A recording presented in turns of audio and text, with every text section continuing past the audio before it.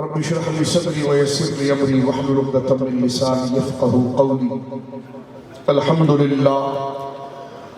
لله المبدئ المعيد الغني الحميد ذي العفو الواسع والعقاب الشديد. من هداه فهو سعيد السديد ومن أضله فهو البعيد الدليل. يعلم ما ظهر وما بطن وما خفي وما علن.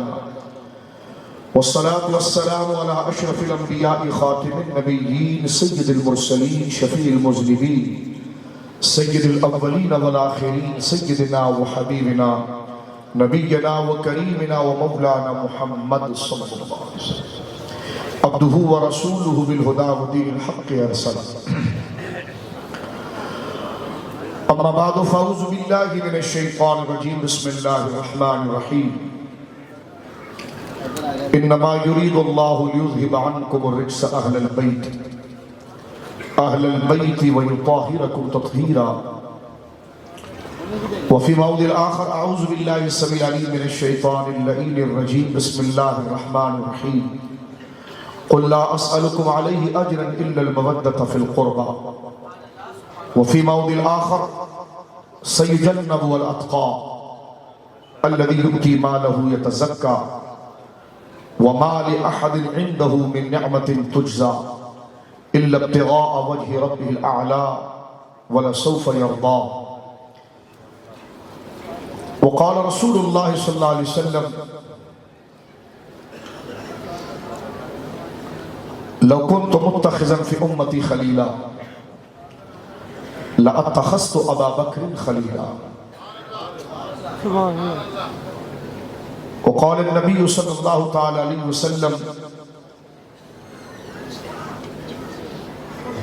أن فاطمة سيدة النساء أهل الجنة وأن الحسن والحسين سيدا شباب أهل الجنة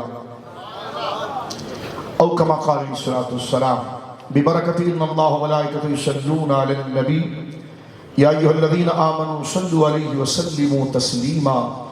اللهم صل على سيدنا ومولانا محمد طب القلوب ودوائها وعافية الأبدان وشفائها ونور الأبصار وضيائها وعلى آله وصحبه وبارك وسلم. صلاة وسلام عليك يا سيدي يا رسول الله. الصلاة والسلام عليك يا رسول الله. الصلاة والسلام عليك يا حبيب الله. الصلاة والسلام عليك يا جد الحسن والحسين. الصلاة والسلام عليك يا رحمة للعالمين. كلهم من رسول الله ملتمس غرفا من البحر ورشفا من الديم منزه عن شريك في محاسنه فجوهر الحسن فيه غير منقصر. ثم الرضا عن أبي بكر وعن عمر وعن علي وعن عثمان ذي الكرم. مولاي صل وسلم دائما سرمدا على حبيبك خير الخلق كلهم. ان کے مولا کے ان پہ کروڑوں درود، ان کے مولا کے ان پہ کروڑوں درود، ان کے اصحاب و عطرت پہ لاکھوں سلام. اصدق الصادقین سید المتقین چشم گوش وزارت پہ لاکھوں سلام. آب تطہیر سے جس میں پودے جمے اس ریاض نجابت پہ لاکھوں سلام. ایک میرا ہی رحمت پہ دعویٰ نہیں شاہ کی ساری امت پہ لاکھوں سلام. اللہ کی حمد و ثنا نبی محترم نبی معظم باعث تخلیق ارض و سما صلی اللہ علیہ وآلہ وصحبہ وبارک وسلم کی بارگاہ مقدسہ میں انتہائی محبت و عقیدت کے ساتھ درد و سلام پیش کرنے کے بعد تمام تعریف اللہ وحدہ لا شریک کے لیے ہے. آج کی یہ مقدس اور مبارک مجلس مرکزی عرس کی مجلس ہے.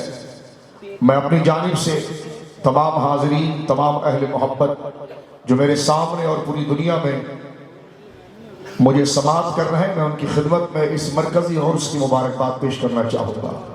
اللہ رب العالمین جل وعلا آستانہ عالیہ نقشبندیہ ناسانیہ اس بقعہ مقدسہ کے فیضان کو اللہ رب العالمین جل وعلا صبح قیامت تک جاری و ساری فرمائے.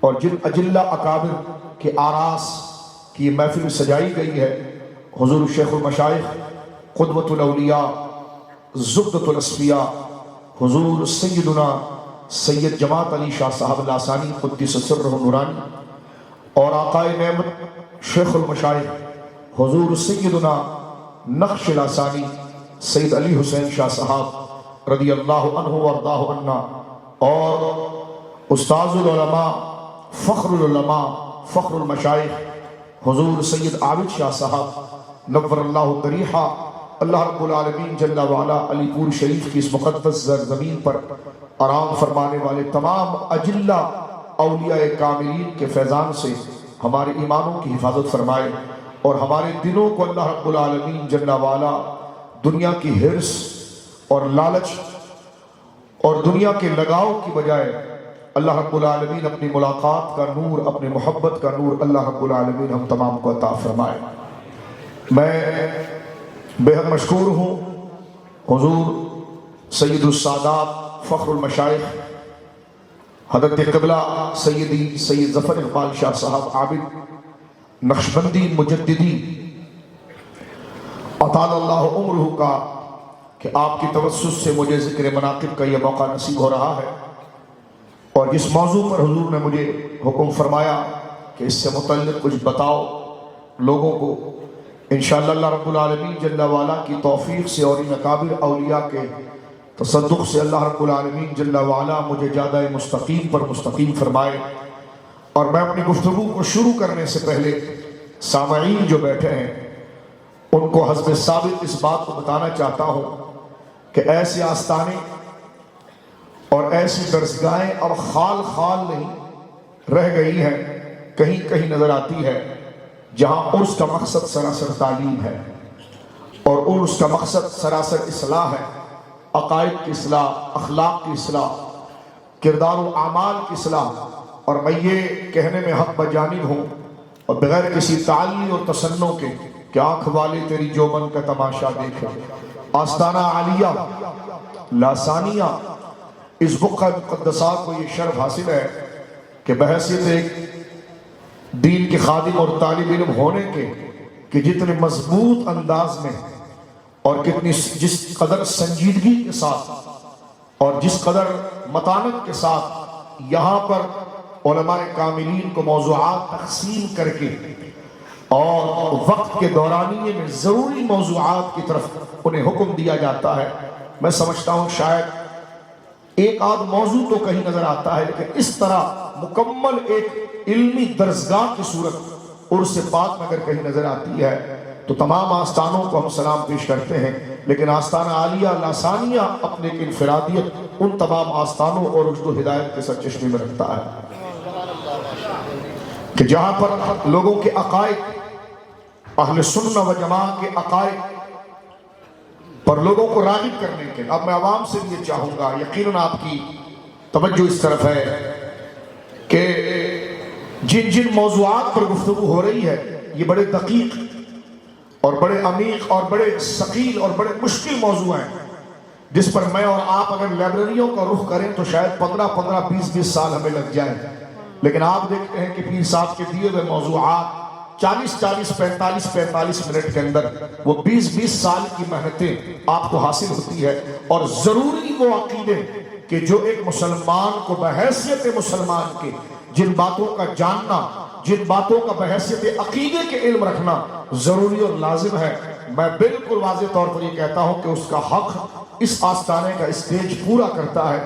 کثیر تعداد میں علماء کرام آئے مجھ سے قبل اور آپ نے دیکھا کہ ایک ایک موضوعات جو ان کو دیے گئے اس پر گفتگو کی گئی، تو میں دعا کرتا ہوں اللہ رب العالمین جل وعلا قبلہ سیدی سید ظفر اقبال شاہ صاحب عابد دامت برکاتہم العالیہ کا فیضان یہ جاری رکھے، اور یہ فیضان حضور سرکار لاسانی رحمہ اللہ کا یہ فیض آپ کی اولاد امجاد میں صبح قیامت تک یہ رشد و ہدایت کا سلسلہ جاری رہے کہ جہاں پر بیٹھ کر ہمیں اکابر اہل سنت کی تعلیمات مجدد الفسانی رحمت اللہ علیہ، شیخ محقق شاہ عبدالحق محدث دہلوی رحمت اللہ تعالی علیہ، امام اہل سنت مجدد اعظم امام احمد رضا خان فاضل بریلوی نور اللہ مرقدہ کی تعلیمات کہ جو اصلاً اہل سنت و جماعت کی تعلیم ہے اور بالکل لا یخافون لومۃ لائم، پیر صاحب کی طرف سے بالکل فری ہینڈ ہوتا ہے کہ جس طریقے سے ہمارے اکابر نے لکھا ہے اور اس کو بیان کیا ہے بغیر کسی کے خوف دلانے والے کے خوف کیے ہوئے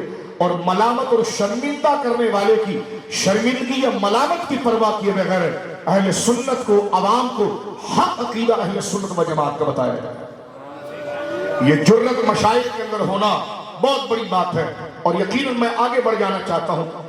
مجدد صاحب رحمۃ اللہ علیہ اس موضوع پر مجھے گفتگو کرنی ہے، وہ عرض کرنے سے پہلے تمہیداً میں عرض کر رہا ہوں کہ دیکھیں دین کی خدمت کے 3 شعبے ہیں، 3 جماعتیں ہیں، آہستہ آہستہ کہتا ہوں، کہ جن سے دین محفوظ ہوتا ہے۔ اس کی 3 دیواریں ہیں۔ سب سے پہلی جو دیوار ہے وہ افواج کی ہوتی ہے، عسکری۔ وہ عسکری دیوار وہ ہے جو اسلام پر آنے والی الحاد اور بے دینی کے طوفان کو وہ فوج اسلحے کے ذریعے، تعداد کے ذریعے روکتی ہے، تاکہ اسلام کے اندر داخل ہونے والے وہ بدباطن یا وہ لوگ جو اپنے زور سے اور اپنی طاقت سے اسلام کے شرازے کو منتشر کرنا چاہتے ہیں، اس کی علمی وقار کو گرانا چاہتے ہیں، تو اسلامی افواج یا اسلامی عسکری جتھا جو ہے وہ آگے فرنٹ لائن پر کھڑے ہو کر ان کا مقابلہ کرتا ہے۔ اگر وہ پسپا ہو جائے یا اس میں پسپائی آ جائے، کیا وہ دشمن کا مقابلہ اس طرح نہیں کر سکتا؟ تو اس کے پیچھے علماء کی تعلیم ہوتی ہے جو اس کی پشت کو مضبوط کرتی ہے، اور وہ عسکری جماعت، وہ افواج علماء کی تعلیم کے ذریعے اپنی پشت کو مضبوط کر کے آگے جاتی ہے۔ تو اگر عسکری طاقت اگر ہار مانے یا وہ پسپا ہونے لگے تو پیچھے علماء کی جماعت ایک سہارا ہوتی ہے جو سہارا دیتی ہے، اور جب علماء کی جماعت وہ کہ پسپا ہونے لگے تو پیچھے مشائخ کی جماعت ہوتی ہے۔ اور خدا نہ کرے اگر مشائخ گڑبڑ کر گئے یا ان میں کوئی گڑبڑ والا بیٹھ گیا تو پھر میرے دوستوں بزرگوں پھر اتنا بڑا نقصان ملت کو ملتا ہے کہ جس کی سزا صدیاں پاتی ہیں۔ حضرت مجدد صاحب رحمۃ اللہ علیہ کی زندگی آپ دیکھیں کہ اس دور میں عسکری فوج جو ہے وہ بھی پسپا ہو چکی تھی، علماء بھی پسپا ہو چکے تھے، مشائخ، نام مشائخ کا تھا لیکن وہ زرخرید اور لوگوں کے ساتھ سیاسی ریلے میں بہ رہے تھے۔ حضرت مجدد پاک رحمۃ اللہ علیہ نے اس روح کو زندہ کیا تو علماء بھی زندہ ہو گئے اور افواج بھی زندہ ہو گئے۔ لہذا جو ذمہ داری آستانوں کی ہے یہ ایسے ہے جیسے بدن میں روح ہوتی ہے۔ میرے دوستوں بدن میں روح ہوتی ہے، کیونکہ بدن علماء ہے، چلنے والے الفاظ افواج ہیں، اور اس کی روح جو ہے وہ طریقت ہے۔ لہذا آستانہ علی علی پور شریف کا یہ فیضان کہ جس میں ترتیب کے ساتھ اب میں جو آپ کو بتا رہا ہوں یہ باتیں، تو آپ کے ذہن میں آ رہا ہوگا کہ آپ نے کن کن موضوع کو سنا ہے۔ پیر صاحب قبلہ نے مجھے حکم عطا فرمایا کہ میں سیدۃ النساء سیدہ بطول زہرا صلوات اللہ علی ابیہا وعلی بالہا وعلیہا، یعنی سیدہ فاطمہ الزہرا کے فضائل اور حضور سیدنا خلیفہ بلا فصل افضل البشر بعد الانبیاء حضرت ابوبکر صدیق رضی اللہ تعالیٰ عنہ کی منقبت کو ذکر کروں۔ گویا کہ ان 2 ہستیوں کو کہ پیغام کے طور پر ایک، لیکن آج جو ایک محاذ لگا ہوا ہے اور لوگوں نے اپنی طرف سے جو ایک تشریحات اور تعبیرات کا سلسلہ کیا ہوا ہے، تو حضرت نے میری ڈیوٹی لگائی کہ تم اس موضوع پر کچھ گفتگو کرو اور عوام کے دل کے اندر اس موضوع کی عقیدت جو ہم تمام کا سرمایہ ہے اس کی حقیقت سے ہم واقفیت حاصل کریں۔ اللہ رب العالمین جل وعلا ہمارے سینے اہل بیت اور صحابہ کی محبت سے مالامال فرمائے۔ میرے دوستو بزرگوں میں آہستہ سے آگے بڑھنا چاہوں گا، اور غور کیجیے آپ صحابہ کرام اور اہل بیت نظام، ان کی محبت اور ان سے تعلق یہ ہمارے ایمان کی اصل ہے۔ رسول کریم صلی اللہ علیہ وسلم جب ہم سے بظاہر رخصت ہو کر اپنی مزار مقدسہ میں تشریف لے جا رہے تھے تو سرکار نے اپنے صحابہ سے متعلق بھی وصیت فرمائی اور اہل بیت سے متعلق بھی وصیت فرمائی۔ اہل بیت سے متعلق مسلم شریف کی وہ روایت جو حضرت زید بن ارقم سے ہے کہ انشدکم اللہ اہل بیتی، انشدکم اللہ اہل بیتی، انشدکم اللہ اہل بیتی۔ میں اپنی امت کو سرکار نے 3 دفعہ قسم اٹھا کر فرمایا کہ میری امت میں تمہیں قسم دیتا ہوں اپنی اہل بیت کے ساتھ، میرے گھر والوں کے ساتھ بھلائی کرنے پر، ان کا لحاظ کرنے پر 3 دفعہ حضور نے ارشاد فرمایا، اور پھر فرمایا کہ میں تم میں 2 چیزیں چھوڑ کر جاتا ہوں، ترکت فیکم الثقلین، 2 بھاری چیزیں چھوڑ کر جاتا ہوں، کتاب اللہ و عطرتی، اللہ کی کتاب اور میری اولاد۔ اب اس پر اہل سنت کا مزاج آپ سنیے، کیونکہ جو تقریر مقصود نہیں ہے، مقدمہ پڑھنا مقصود ہے آپ کے ساتھ۔ رسول کریم صلی اللہ علیہ وسلم نے یہ وصیت کی اور اس کا پابند کیا کہ میں اپنی امت کو دو چیزیں دے کر جا رہا ہوں، کتاب اللہ و عطرتی، ایک اللہ کی کتاب اور ایک میری عطرت، میری اولاد۔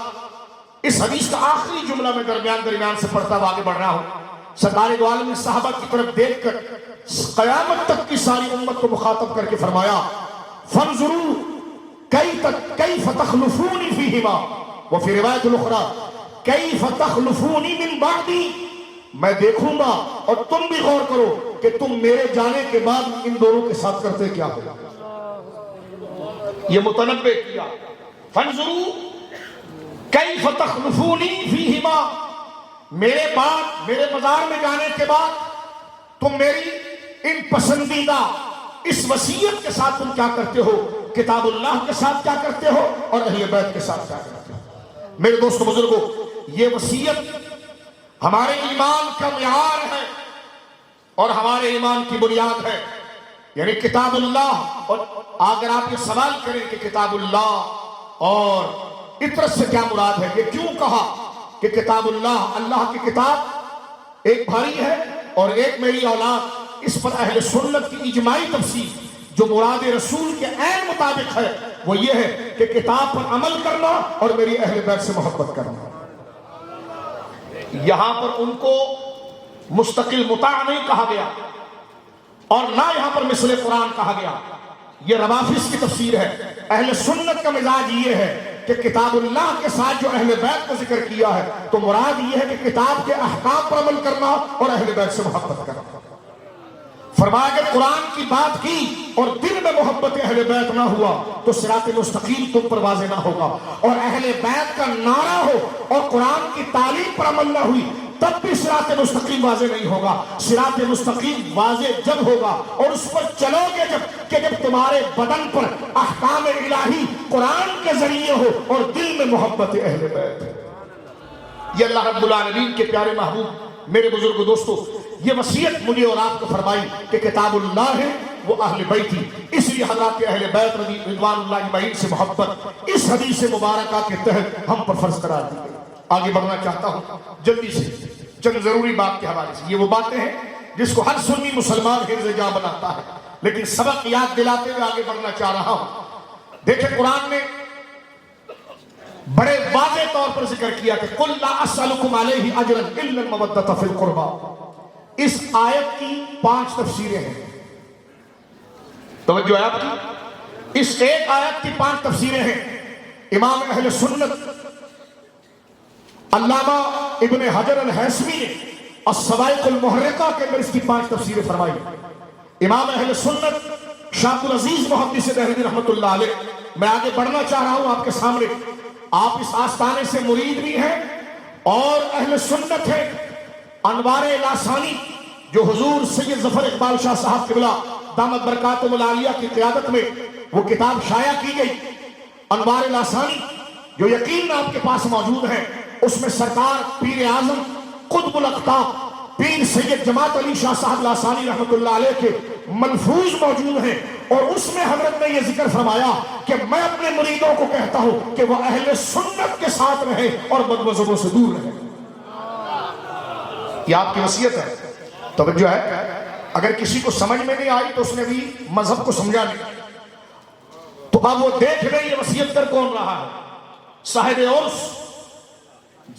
عرس اس کی وصیت کر رہے ہیں کہ اہل سنت وجماعت، آگے میں ذکر کروں گا، آپ ہی کے ملفوظ سے آج تقریر کروں گا، جو انوار لاسانی کے اندر آج وہ مقدمہ موجود ہے۔ ایک تو حضرت علامہ عالم عاصی صاحب نے اس کو مرتب کیا، اور ایک حضور جس پر حضرت پیر طریقت سید ظفر اقبال شاہ صاحب قبلہ کا حکم ہے، اور اس کو یہی آستانے کی ٹیم نے اور جید علماء کرام نے مرتب کیا، جو یقیناً حضرت شیخ المشائخ سید جماعت علی شاہ صاحب رحمۃ اللہ علیہ کی سب سے بڑی وصیتیں ہیں۔ اور وہ وصیتیں وہ ہیں کہ اگر میں حضرت کا نام نہ لیتا تو آپ کو یوں لگتا ہے جیسے کہ امام احمد رضا بول رہے ہیں، جیسا لگتا کہ مجدد الفسانی بول رہے ہیں۔ لہذا یہ اہل سنت کا تسلسل ہے، یہ پیدا کہیں پر بھی ہو، آئے کسی بھی صدی کے اندر، بات ایک ہی کرتے ہیں جو کڑی اس طریقت کے سلسلے کے ساتھ رسول اللہ تک پہنچتی ہے، کیونکہ اہل سنت میں واضح طور پر کہہ رہا ہوں یہ کوئی فرقہ واریت نہیں ہو رہی ہے، نہ اہل سنت کسی فرقے کا نام ہے، یہ دین کا نام ہے۔ سن لیں آپ، میں واضح کرنا چاہ رہا ہوں، اہل سنت دین ہی کا نام ہے، جیسے اسلام دین کا ایک تعبیری نام ہے، اس طرح اہل سنت یہ دین ہی کا نام ہے۔ رسول کریم نے فرمایا، قرآن کی آیت نبی پاک پر اتری کہ محبوب پچھلی جو امتیں گزری ہیں اس میں کچھ امتی ایسے تھے جنہوں نے نبی کی تعلیم کو بگاڑ کر اس میں اتنا شامل کر لیا جو ہماری مرضی کے خلاف تھا، کچھ ایسے گزرے کہ جس نے نبی کی تعلیم سے سب کچھ نکال دیا، وہ بھی ہمارے پسندیدہ نہیں، لیکن وہ کذالک جعلناکم امۃ وسطا، لیکن محبوب میں تیری امت کو ایسا مڈل اور متوسط بنا رہا ہوں کہ جیسا میں چاہتا تھا ویسی تیری امت بن کر دکھا دے۔ تو لہذا رسول اللہ کی امت کو امت وسط کہا گیا۔ کیا کہا گیا؟ امت وسط۔ وسط کہتے ہیں مڈل کو۔ مڈل سے مراد کیا ہے؟ آپ ترازو کو جب دیکھیں، ایک پلڑا اگر نیچے جا رہا ہو تو یہ مڈل نہیں، دوسرا پلڑا نیچے جا رہا ہو تو یہ مڈل نہیں، لیکن ترازو کے میرے دوستو دودھ والے کے پاس، سبزی والے کے پاس، پنساری کے پاس جب آپ ترازو اور میزان کو دیکھتے ہیں، جب اس کے پلڑے ایک دوسرے کے سامنے ایسے برابر ہو جائیں کہ دور سے دونوں ایک نظر آئے، کہیں سے جھول نہ کہے، اس کو متوسط کہتے ہیں، اس کو متوازن کہتے ہیں، اس کو عادل کہتے ہیں، اور اسی کو اہل سنت کہتے ہیں، جس میں جھول نہیں۔ توجہ ہے؟ اور میں یہ واضح طور پر، کیونکہ درسگاہ لگی ہے، یہ اپنے ذہن سے نکال دیجئے کہ کوئی تفرقے کی بات ہو، ایسا نہیں، یہ واضح طور پر میں بات آپ کی خدمت میں جو عرض کر رہا ہوں، جو اس آستانہ پاک کی تعلیم ہے، جو حضرت مجدد صاحب رحمۃ اللہ علیہ کی تعلیم ہے، آگے چلیے اس کے ساتھ اہل بیت کی محبت ہم پر فرض، یہ تو بالکل ہمارے سامنے واضح ہے، لیکن اس سبق کو واضح کرتے ہوئے قرآن کی آیت سے کوئی کہے کہ جناب مولانا صاحب، شاہ صاحب، آپ پیر صاحب کے حکم میں زیادہ جذباتی تو نہیں ہو گئے کہ آپ نے ان کی محبت کو فرض قرار دیا؟ میں نے کہا قرآن مجید اٹھا کر دیکھیں اور اس کے تحت امت کا تسلسل دیکھیں کہ امت نے اس کی تفصیل، اس کو کس معنی پر منطبق کیا ہے، اس کو کس معنی پر رکھا ہے۔ اور ظاہر سی بات ہے، کوئی کہے گا جی امت کو کیوں دیکھیں؟ میں نے کہا اس لیے دیکھیں کہ نماز میں آپ انہی کے پیچھے چلنے کی دعا کرتے ہیں، صراط الذین انعمت علیہم، یا اللہ چلا ان کے پیچھے جن پر انعام ہوا، تو جن کے لیے نماز میں دعا کر رہے ہو کہ ان کے پیچھے چلاؤ، تو جب ان چلنے والے عظیم لوگوں کا نام آ جائے تو پھر کیوں کہتے جو امت کیا ہوتی ہے؟ تو جب نماز میں نے اور آپ نے وعدہ کیا ہے کہ نیک لوگوں کے پیچھے چلیں گے، تو جب نماز کے بعد آ جائے تو اللہ کا وعدہ پورا کرے۔ وہ صحابہ ہیں، وہ صدیقین ہیں، وہ اہل بیت ہیں، وہ اولیاء ہیں، وہ صالحین ہیں۔ کس سنی کو اس بات پر شک ہوگا کہ حضرت مجدد الفسانی رحمت اللہ تعالی علیہ وہ صراط مستقیم میں سے نہیں، معاذ اللہ، یہ مسافران حق میں سے نہیں، غوث اعظم اس میں سے نہیں، داتا صاحب اس میں سے نہیں۔ لہٰذا دیکھیے قرآن تو قیامت تک رہے گا، لیکن قرآن سمجھا جب جائے گا کہ قرآن پڑھا جائے اور سمجھا جائے پھر داتا صاحب کی زبان سے، غوث اعظم کی زبان سے، حضرت شیخ الاسانی کی زبان مبارکہ سے، اس لیے کہ وہ جنتی ہوئے اس لیے کہ انہوں نے قرآن کو سمجھا اور اس پر عمل کیا۔ تو لہٰذا اب بنا بنایا جب سب کچھ مل رہا ہے تو قرآن پڑھیں گے یہاں پر، سمجھیں گے ان کی نگاہ سے۔ اور یہی قرآن نے کہا تھا کہ فَاسْأَلُوا أَهْلَ الذِّكْرِ إِن كُنتُمْ لَا تَعْلَمُونَ، جب تمہیں کسی بات کا علم نہ ہو تو اہل علم سے پوچھو، کیونکہ اس کی تبیین کرنا، توجہ ہے آپ، میں آگے چلنا چاہ رہا ہوں تاکہ ایک مقدمہ بنے، اس کی تبیین، اس کی تفسیر کرنا یہ علماء کی ذمہ داری ہے۔ اسی سیالکوٹ کے مبارک شہر میں ملا عبدالحکیم سیالکوٹی آرام فرما رہے ہیں رحمت اللہ علیہ، اور وہ کتنی عظیم ہستی ہے، یقیناً ہر بندہ جانتا ہے کہ آج اہل عرب کے سامنے سیالکوٹ کا نام لے تو ان کے علماء گردنیں جھکاتے ہیں، اس لیے کہ وہ آپ کو نہیں جانتے، سیالکوٹ کو جانتے ہیں، اور سیالکوٹ کا احسان ان کی گردنوں پر اس لیے ہے کہ شیخ العرب والعجم ملا عبدالحکیم سیالکوٹی رحمت اللہ علیہ نے اہل عرب کو بھی قرآن سمجھنا سکھایا۔ آپ اپنے حاشیہ بیضانی میں اسی آیت کے تحت صراط الذین انعمت علیہم کے تحت لکھتے ہیں، فرمایا قرآن کو سمجھنے والی تین جماعت ہے، قرآن کو سمجھنے والی تین جماعت، فرمایا ایک جو منبر پر بیٹھا ہے عالم، اور ایک جو ولی ہے، اور ایک جو اصل میں نبی ہے۔ اور اولیاء کو درمیان میں رکھا گیا، علماء ظاہر کو بعد میں رکھا گیا۔ علماء ظاہر کی مثال صرف اسپیکر کی ہے، آواز کی نہیں، وہ اسپیکر ہے، آواز اولیاء کی ہے، مواد ذات مصطفیٰ۔ یہ قرآن کی تفسیر، اصول تفسیر اگر آپ پڑھیں گے تو اس میں دین کو، یعنی اگر ممبر پر بیٹھنے والے کی تفسیر اس سے ٹکرا گئی کہ جو اہل اللہ ہے اس کو چھوڑ دیا جائے، آپ کہیں گے اہل اللہ کی تفسیر اگر ٹکرا گئی انبیاء کے ساتھ، تو میں نے کہا وہ اہل اللہ ہوتے ہیں اس لیے کہ ان کی تفسیریں ٹکراتی نہیں ہیں، کیونکہ وہاں غرض نہیں ہے، وہاں ہوس نہیں ہے، وہاں انا نہیں ہے، وہاں درست بات ہے۔ یہی بات میں آپ کے سامنے عرض کر دوں۔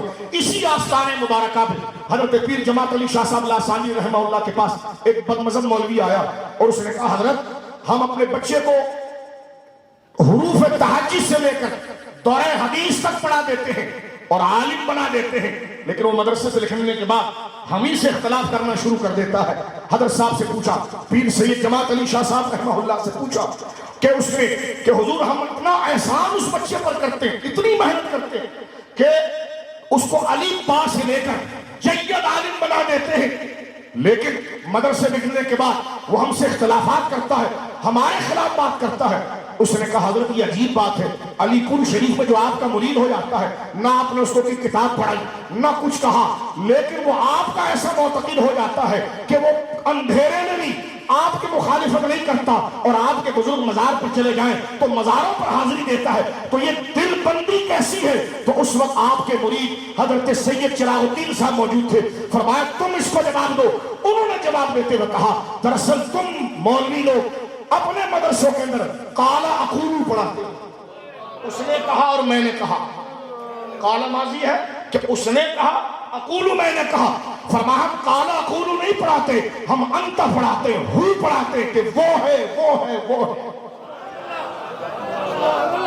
تو یہ ہے اولیاء کا فیضان کہ جس میں اخلاص، کہ جس میں اپنے جبے قبے پگڑی علمیت کو ظاہر کرنا مقصد نہیں ہوتا، مقصد ہوتا ہے اللہ کی رضا۔ اب آپ دیکھیے میرے دوستوں بزرگوں، اہل بیت کی محبت یہ فرض ہے، یہ لازم ہے، اس کو آگے ہم ذکر کرتے ہیں، لیکن میں اس آیت کی ایک تفسیر پیش کرنا چاہتا ہوں۔ ایک بندے نے مجھ سے کہا کہ آپ نے جو آیت پڑھی اس کا کیا ترجمہ کریں گے آپ اور کیا معنی بیان کریں گے؟ میں نے کہا جی آیت تو بالکل واضح ہے کہ قل لا اسألکم علیہ اجرا، قل اے نبی آپ کہیے لا اسألکم میں تم سے سوال نہیں کرتا، قل تم سب سے اجرا کسی بینیفٹ کا، کسی عوض کا، کسی مال کا، الا مگر یہ کہ المودۃ فی القربى محبت چاہتا ہوں قرابت داروں کی، محبت چاہتا ہوں قرابت داروں کی۔ مجھ سے کہنے لگے اس سے مراد آپ کیا لیں گے؟ میں نے کہا میں اس سے مراد یہ لوں گا کہ اللہ کے رسول کو اللہ نے حکم دیا ہے کہ آپ لوگوں کو پابند کریں کہ وہ اہل بیت سے محبت کرے۔ تو کہنے لگے اس کا مطلب یہ ہوا کہ رسول نے جو دین کی خدمت کی اس کا عوض نبی نے لے لیا۔ حضرت لوط علیہ السلام نے یہ بھی بات کی تھی، جب انہوں نے دین کی خدمت کی تو لوگ جب عوض لے کر آئے تو انہوں نے کہا میرا عوض اللہ پر ہے، اور تم کہہ رہے ہو شاہ صاحب کہ نبی نے عوض لیا۔ تو میں نے کہا ذرا غور کرو ٹھنڈے دماغ سے، آپ اگر حضرت لوط علیہ السلام کو پڑھ رہے ہو تو وہ بھی قرآن ہے، میں جو قرآن کی آیت پڑھ رہا ہوں یہ بھی قرآن ہے۔ اب یہ رب کی مرضی ہے کہ کسی سے دلوائے اور کسی سے نہ دلوائے، ایک بات۔ اور دوسری بات یہ سمجھ لیجیے آپ کہ نبی مکرم صلی اللہ علیہ وآلہ وسلم پر جب یہ آیت نازل ہوئی کہ لا اسألکم علیہ اجرا، اے نبی مکرم آپ یہ بات کہہ دیجئے کہ میں تم سے اپنی نبوت اور اپنی تعلیم اور دین کی خدمت پر تم سے کوئی بینیفٹ اور اجر نہیں چاہتا، الا المودۃ فی القربى مگر تم دینا چاہتے ہو تو میری اہل بیت سے محبت کرو۔ یہاں پر سارے علماء نے لکھا ہے کہ یہ جو لفظ اللہ ہے، کیونکہ جس طرح انگلش زبان میں یا ہر زبان میں ایک سینٹنس کو درمیان میں کوئی خاص ذریعے کچھ خاص ورڈز یا اشارے کے ذریعے یہ کانٹیکس میں ایگزمپٹ کر دیا جاتا ہے کہ یہ لوگ آ گئے یہ نہیں آئے۔ مثلا اردو میں ہم کہتے ہیں کہ جناب سارا محلہ میرے پاس آیا لیکن عبداللہ نہیں آیا، اس کا مطلب سب آئے، اس محلے میں عبداللہ بھی رہتا تھا، اس محلے میں عبداللہ بھی رہتا تھا، لیکن عربی زبان کے اندر ایگزمپٹ کرنے والے حروف میں ایک الا آتا ہے. الا. اب ذرا اس کو ذرا توجہ سمجھیں. اور اب میں یہ بات عرض کروں آپ کے سامنے کہ سارا گاؤں آیا مگر عبداللہ نہیں آیا. اور ایک بات، سارا گاؤں آیا مگر بھینسیں نہیں آئی. اب دو جملے میں، سارا گاؤں آیا مگر ڈنگر مویشیاں نہیں آئیں. سارا گاؤں آیا مگر عبداللہ نہیں آیا. اب دیکھیں میں نے دونوں جملوں میں اردو میں مگر دونوں جگہ استعمال کیا. ایک مگر سے میں نے عبداللہ کو باہر کیا، ایک مگر سے میں نے گائے بھینسوں کو باہر کیا. لیکن ان جملوں میں فرق کیا ہے، جہاں میں نے مگر سے عبداللہ کو باہر کیا تو عبداللہ پہلے گاؤں میں تھا کیونکہ ان انسانوں میں سے تھا وہ. لیکن جس مگر سے میں نے ڈنگروں کو باہر کیا، گائے کو باہر کیا، بکریوں کو، سب آئے مگر بکریاں نہ آئی، تو بکریاں ان میں شامل ہی نہیں تھی کیونکہ وہ جانور ہے اور یہ انسان ہے. تو اسی طرح ایگزمپٹ کرنے میں بڑی توجہ کے ساتھ بڑی آسان مثال دی. دو چیزیں ہوتی ہیں، جس کو نکالا گیا وہ پہلے والے جملے میں ہوگا یا نہیں ہوگا. اگر ہوگا تو استثناء متصل، اور نہیں ہوگا تو استثناء منقطع. اب عبداللہ نہیں آیا مگر عبداللہ بھی تو گاؤں والوں کی طرح انسان تھا، اس کا مطلب وہ گاؤں والوں میں تھا لیکن ابھی نہیں آیا. لیکن بکریاں نہیں آئی تو بکریاں تو گاؤں والی تھی نہیں، وہ تو انسان، وہ جانور ہے. اب یہ سمجھیے کبھی مگر یا اللہ کے بعد جس کو نکالا گیا وہ اللہ سے پہلے جملے کے اندر شامل ہوگا یا نہیں ہوگا. اگر شامل ہوگا تو متصل، نہیں ہوگا تو منقطع. جیسے بکریاں گاؤں والوں کے ساتھ شامل نہیں لیکن عبداللہ شامل تھا، لیکن نکالا دونوں کو گیا. عبداللہ گاؤں والوں کی طرح انسان ہونے کی صورت میں نکالنے کے باوجود ان گاؤں والوں میں شامل رہا. بکریاں مگر کہہ کر نکالنے کے باوجود وہ گاؤں والوں میں شامل نہیں تھی کیونکہ وہ جانور ہے اور یہ حیوان ناطق ہے. اس قاعدے کو آپ سمجھیے اور آئیے اس آیت کی طرف کہ جس کو نکالا جا رہا ہے وہ مودت قربہ ہے. اللہ کے ذریعے نکالا. میں تم سے سوال نہیں کرتا کسی چیز پر مگر اہل بیت کی محبت. اب سوال ہوگا یہ اہل بیت کی محبت پچھلے جملے سوال میں داخل ہے کہ نہیں؟ علماء نے لکھا کہ لا اسألکم علیہ اجر یہ الگ جملہ ہے اور الا المودۃ فی القربى یہ الگ جملہ ہے. نبی پاک نے دین کی خدمت یا شریعت کی خدمت پر اہل بیت کو بدل نہیں بنایا. لیکن اگر کوئی کہے بدل بنایا گیا تو پھر رسول اللہ نے صحابہ سے یہ نہیں کہا کہ میں نے دین کی خدمت کی تم اس کے بدلے مجھے سونا دو. میں نے اپنی پریشانیاں اپنی مشقتیں اٹھا کر تمہیں اسلام کے قریب کیا لہذا تم مجھے چاندی دو. فرمایا یہ چیزیں نہیں چاہیے، اہل بیت کی محبت چاہیے. تو ایک تفسیر اس کی یہ بنی کہ آپ نے اجر معروف کا مطالبہ نہ کیا، غیر معروف کا مطالبہ کیا. اس کی یہ 5 تفسیر میں نے 2 منٹ میں آپ کو سنا دی اور خلاصہ یہ نکلا کہ اللہ رب العالمین نے امت کو پابند کیا ہے حضور علیہ السلام کی اہل بیت سے محبت کرنے پر. کیونکہ اس پر 5 اعتراضات جو خوارج کے تھے وہ ہمارے علماء نے میرے دوستوں بزرگوں دیے. اب آگے چلیے اس بات کو سمجھنے کے ساتھ جس طرح میرے بڑوں بزرگوں اور دوستوں قرآن کی آیت سے ہم نے سمجھا کہ اہل بیت کی محبت لازم ہے. حدیث سے ہم نے سنا سرکار نے 3 دفعہ قسم اٹھا کر کہا کہ میری اہل بیت سے محبت کرو. اور میں انشدکم اللہ اہل بیت میں تمہیں قسم دیتا ہوں کہ میری اہل بیت سے محبت کرو. میں تمہیں قسم دیتا ہوں کہ میرے اہل بیت سے محبت کرو. میں تمہیں قسم دیتا ہوں کہ میرے اہل بیت سے محبت کرو. اور آگے کتنے روزدار جملے فرمایا فانظروا غور کرنا میری باتوں پر کیف تخلفون من بعدی میرے مزار میں جانے کے بعد تم قرآن اور اہل بیت کے ساتھ کیا کرتے ہو. اب آپ دیکھیں مسلم شریف کی حدیث صحابہ سے متعلق کیا کہا جامع ترمذی. اسی طرح دیکھیں طرز وہی ہے میرے بھائیوں میرے بزرگوں میری ماں میری بیٹیوں اور میرے بزرگوں غور کرو طرز وہی ہے. اپنی اہل بیت کے بارے میں بھی جب فرمایا تو 3 دفعہ قسم اٹھائی اور صحابہ کے لیے بھی فرمایا تو فرمایا اللہ اللہ اللہ فی اصحابی. ڈرو اللہ سے، ڈرو میرے صحابہ کے بارے میں، اللہ سے ڈرو میرے صحابہ کے بارے میں۔ آج دو مرید ہو گئے، تم صحابہ پر بک کرنے لگے کہ چپ کرو، ڈرو۔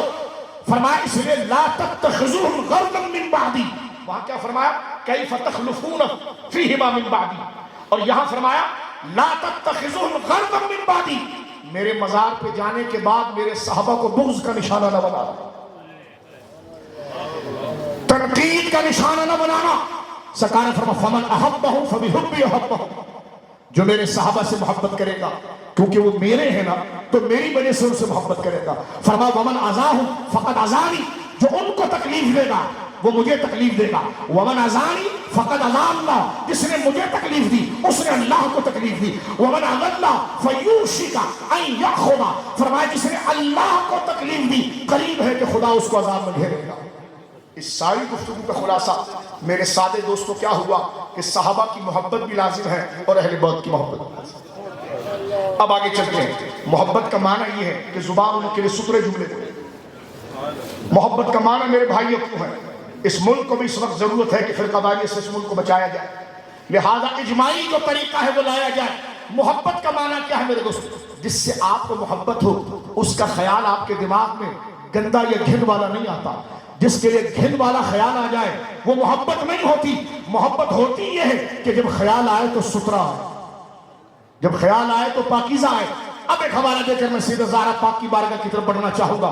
حضرت شیخ المشائخ سید جماعت علی شاہ صاحب رحمۃ اللہ علیہ کے جانشین حضور نشہ ثانی سید عابد حسین شاہ صاحب رحمۃ اللہ علیہ نے علماء لکھتے ہیں اسی انوار ثانی کہ بھرے مجمع کے اندر آپ نے یہ بات ذکر فرمائی اور اس بات کو واضح کیا کہ لوگ سارے صحابہ کے مرتبے کے ساتھ توجہ سنیے، صحابی نفس صحابیت میں ایک ہی ہے، یعنی صحابی ہونے، جس طرح پولیس والا یا فوجی یا کسی ڈپارٹ میں اس ڈپارٹ کی نسبت میں سب ایک ہی ہوتے ہیں لیکن رینک بڑے ہونے کی وجہ سے ان میں فضیلت بڑھتی ہے۔ تو رسول اللہ کا صحابی ہونے میں سب برابر ہیں